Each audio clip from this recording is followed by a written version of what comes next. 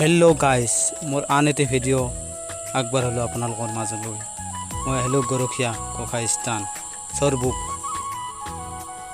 আজি মানুহ পূৰা বহুত মানুহ, আপা আপি বহুত মানুহ হৈছে আজি গৰখীয়া গোসাঁইস্থানত।